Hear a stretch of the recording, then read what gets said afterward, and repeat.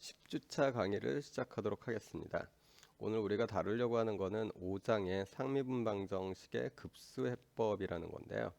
우리가 알고 있는 지금까지 상미분방정식의 풀이는 상미분방정식을 우리가 잘 풀어서 해를 직접적으로 구해내는 거였었는데 이전에도 이야기를 했듯이 상미분방정식이 고개로 가면 1개일 경우도 마찬가지긴 하지만요. 이 상미분방정식 우리가 직접 어떤 theoretic하게 풀지 못하는 경우들이 많이 생깁니다. 그때 써먹는 방법 중에 하나가 개수내림이었었는데 그것조차도 이제 하기가 힘들거나 혹은 개수내림을 하기 위해서는 해를 한 개는 알아야 되죠. 그 한 개 정도 되는 해 모양을 어떻게든 찾아내는 그런 방법이고요. 또 한 측면에서는 이 상미분 방정식의 해가 우리가 알고 있는 대수함수들의 모양으로 나타나지 않아서 우리가 모양을 모르는 거죠. 그래서 이제 어떻게 구할 수 있을까를 갖다 고민을 해봤었습니다. 그런데 이 상미분 방정식에는 적어도 두 가지 특징을 지녀야지 돼요. 하나는 연속이라야 되고요. 또 하나는 미분 방정식이니까 미분이 가능해야 되겠죠. 이 두 가지 성질을 이용을 하면은 이 상미분 방정식이 항상 무한급수로 표현이 가능합니다. 다르게 보면은 그 미분방정식의 해를 우리가 원하는 오차 범위 안에서 급수 형태로 찾아낼 수 있어요. 이걸 이용을 해서 미분방정식의 해의 근사값의 형태 혹은 무한급수의 형태로 표현을 갖다가 해내겠다라는 게 이 5장에서의 목적입니다. 그걸 위해서 우리가 이제 알아야 될 게 두 가지 방법인데요. 하나는 급수해법이라는 것과 또 하나는 프로비니어스 해법이라는 겁니다. 우리가 원하는 건 사실은 급수해법 이 하나만을 원하는데요. 급수해법으로 해결이 안 되는 측면들이 좀 있어요. 그 상미분방정 해의 특징에 따라서 그거를 해결하려고 프로비니어스 해법을 우리가 이제 공부를 갖다가 하는 거죠. 오늘 우리는 이 급수해법과 프로비니어스 해법을 갖다가 할 건데요. 우리가 급수해를 이해를 하려면 어쨌든 몇 급수를 알아야 되겠죠. 그래서 우선 몇 급수에 대해서 정의를 하고 몇 급수의 성질들을 좀 알아본 다음에 몇 급수랑 관련 있는 테일러 급수라든지 이런 것들을 좀 보고요. 그것들의 기반 하에 급수해법과 프로비니어스 해법을 이제 공부를 할 겁니다. 실제로 상미분방정식 급수해법 같은 경우에는 원래 보자면 한 3번 정도에 나눠서 하는 게 좋습니다. 내용 자체의 분량이야 그렇게 많지 않지만은 우리가 어떤 거를 갖다가 이해했다고 해서 막바로 응용해서 써먹지 못하잖아요. 그런 측면에서는 좀 나눠서 하는 게 좋은데 우리가 계절학기이다 보니까 하루에 다 해야지 됩니다. 그래서 일단은 이 급수해법이랑 프로비니어스 해법을 이용을 해서 상미분 방정식을 풀었을 때 나오는 해들의 집합이 있는데 그 해들 중에서 몇 가지 좀 특징적인 함수들을 갖다 우리가 특수함수라고 해서 분류를 해 놓습니다. 대표적으로 르잔드르 펑션이랑 베셀 펑션이 있는데요. 우리 이 계절학기에서는 르잔드르 펑션과 베셀 펑션에 대해서 아주 자세히 공부하진 않고요. 간단히 어떤 건지에 대해서만 알아보도록 하겠습니다. 조금 더 자세히 알고 싶으신 분들은 제가 링크를 갖다 걸어 놓을 테니까 그 링크를 갖다가 참고하시기 바랍니다. 물론 강의 노트로 제가 참고 자료로 제공을 할 테니까 그거를 갖다 좀 보시도록 하고요. 그럼 이제 우리 먼저 몇 급수라는 거에 대해서 먼저 공부를 해봅시다. 급수해법의 가장 일반적인 형태의 거듭제곱 급수 모양입니다. 우리가 x0에서 거듭제곱 형태로 어떤 함수를 표현한다라고 하는 것은 지금 보시는 것처럼 어떤 주어져 있는 함수를 이런 식으로 표현하는 걸 뜻합니다. 자, 얘가 몇 가지 성질들을 갖다가 좀 지니고 있는데요. 아마 여러분들도 알고 있겠지만은 우선 수렴 반지름이라는 용어가 있습니다. 여기에서 보면은 주어져 있는 fx를 시그마를 이용을 해서 거듭제곱과 시그마를 이용을 해가지고 더하기 형식으로 표현을 했는데 이 x에다가 어떤 값을 집어 넣었을 때 만약에 fx 값이 발산해 버리는 상황이 벌어질 수도 있겠죠. 그렇게 벌어지지 않는 영역을 갖다 우리가 수렴 반지름이라고 이야기를 합니다. 그 수렴 반지름에 대한 계산은 근판정법이나 비판정법을 이용을 해서 우리가 주로 계산을 하게 되는데요. 그 수렴 반지름 R은 지금 보시는 것 같은 방법으로 계산을 하면 되고요. 얘가 갖고 있는 가장 큰 성질 중에 하나가 미분을 하거나 여기 표현은 안 했지만 적분을 하더라도 수렴 반지름이 변화되질 않습니다. 그리고 기본적으로 주어져 있는 fx가 연속일 경우에는 이 연속 함수를 정해진 구간 내에서 폐구간 내에서 몇 급수 형태로 거듭 제곱 급수의 형태로 항상 표현할 수 있습니다.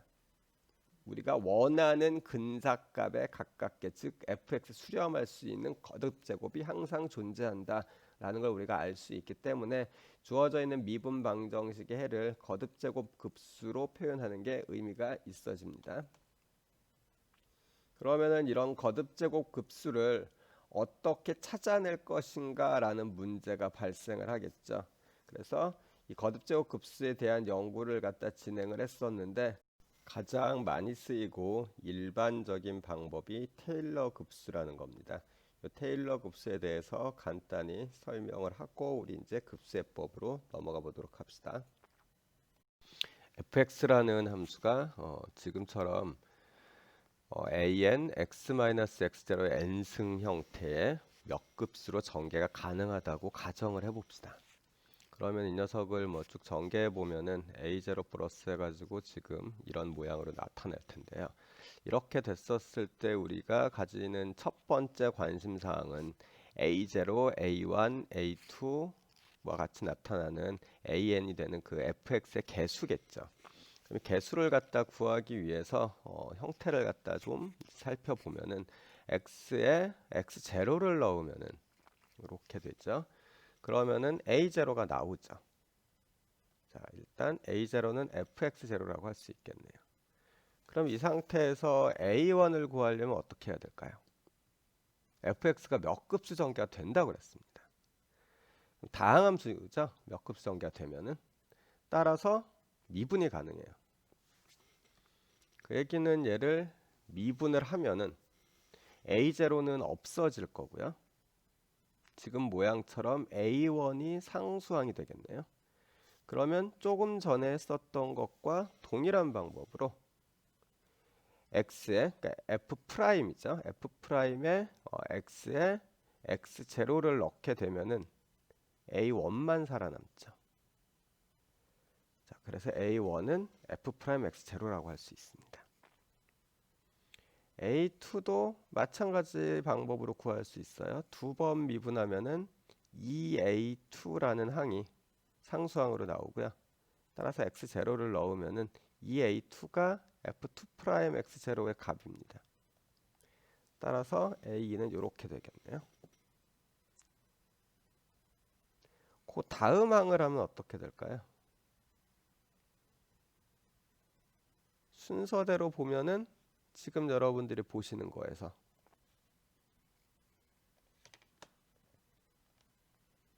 요 녀석이 분모로 가겠죠. 얘가 나올 겁니다.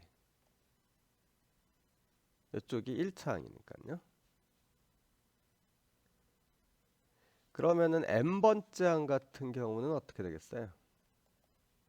모양이 계속 미분을 하면은 an 앞에 있는 녀석은 n 팩토리얼이 되죠. 따라서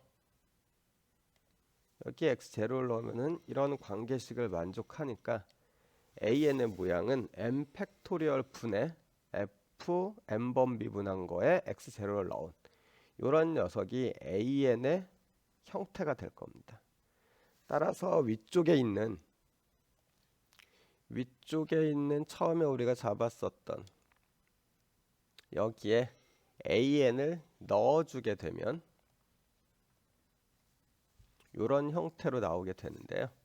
이게 이제 우리가 얘기하는 테일러 급수를 x0에서 전개한 겁니다. x0에서 전개한 테일러 급수죠.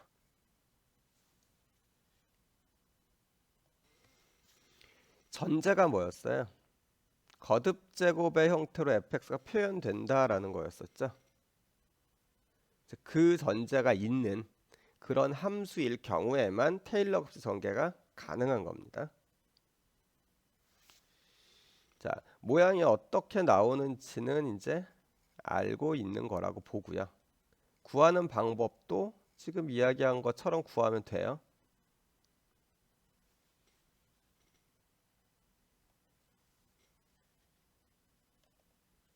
자, 그러면 이런 형태로 나오는 이 테일러 급수가 쓰이는 걸 갖다 한번 볼까요? 우리가 알고 있는 것 중에서 익스포넨셜을 x0 이퀄 0에서 전개를 하면은 지금 보시는 모양이 나옵니다. 이건 사인이고요. 이건 코사인. 로그 1 플러스 x를 테일러 급수 전개했었을 때 모양이에요. 여기서 x0 이퀄 0에서 전개한 걸 갖다가 우리가 모양을 봤는데요. 우리가 특별히 x0에서 테일러 급수 전개한 거를 맥클라우린 급수라고 이름을 따로 붙여놨어요. 뭐 이유는 자주 쓰니까. 뭐 맨날 쓸 때마다 테일러 급수 전개를 0에서 했다라고 이야기하기보다는 그냥 맥클라우린 급수라고 이야기하는 게 말할 때 편하잖아요. 그래가지고 그냥 이름을 붙여놓은 거고요.